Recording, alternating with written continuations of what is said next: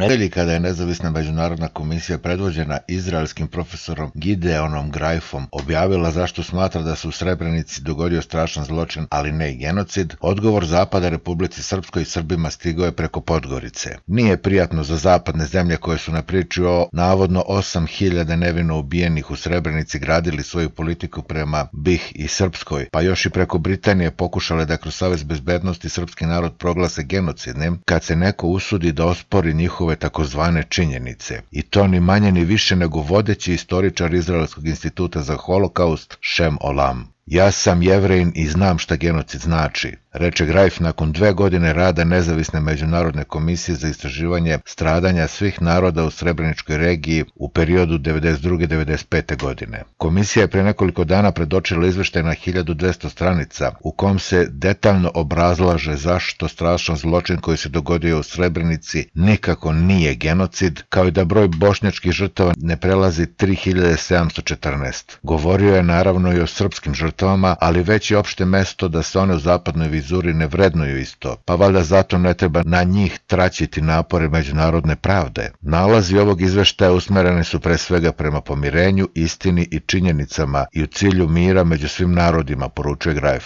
Usledile su reakcije raznih helsinških odbora iz federacije, slično onima koje su čuli kada je komisija formirana. Niko ne može da ospori odavno poznate činjenice, pa još potkrepljene odlukama Haškog mehanizma, a baš se kao kec na 11 namestila i nedavna pravosnažna presuda Ratku Mladiću. Ni reči o tome ko i kako dolazi do tih takozvanih činjenica i gde su dokumenti koji ih potkrepljuju, a i koga briga. Indikativno je međutim da se povodom izveštaja komisije predvođene Greifom nisu oglašavali zapadnih centara moći, ali to ne znači da su sedeli skrštenih ruku. Bliže se 11. juli, komemoracija u Potočarima, nešto se moralo preduzeti. U Crnoj Gori im se sklopile kockice. Premijer koji je došao na talasu litija, navučen na tanki led DPS-ovskim veštim manevrom i stavljen pred izbor. Ili rezolucija o Srebrenici, smena ministra pravde koji je bio protiv nje, ili zbogom fotelja. Verovatno suočen s pritiskom stranih ambasadora, ekonomskim ucenama i ko zna čime još, morao se odreći onih čijim je većinskim glasova izabran. Morao se odreći Srba.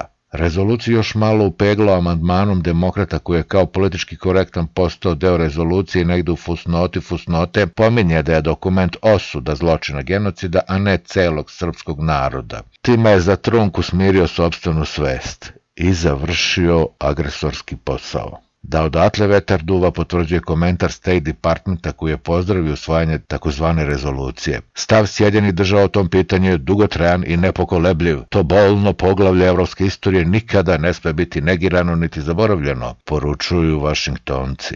Nema sumnje da će ovo biti okidač i za druge zapadne centre da kao papagaji ponove ovaj stav, po već uigranom scenariju podrške američkim odlukama po čitavom spektru spoljne politike, od sankcija Rusiji i Kini do kritika Srbije što vežba sa ruskim vojnicima. Da završimo otvorenim pitanjem koje legitimno postoji Milorad Dodik. A zašto Crna Gora ima rezoluciju u Srebrenici, a nema je Bosna i Hercegovina gde se taj zločin dogodio? I nije li to mešanje u unutrašnje stvari Bosne i Hercegovine?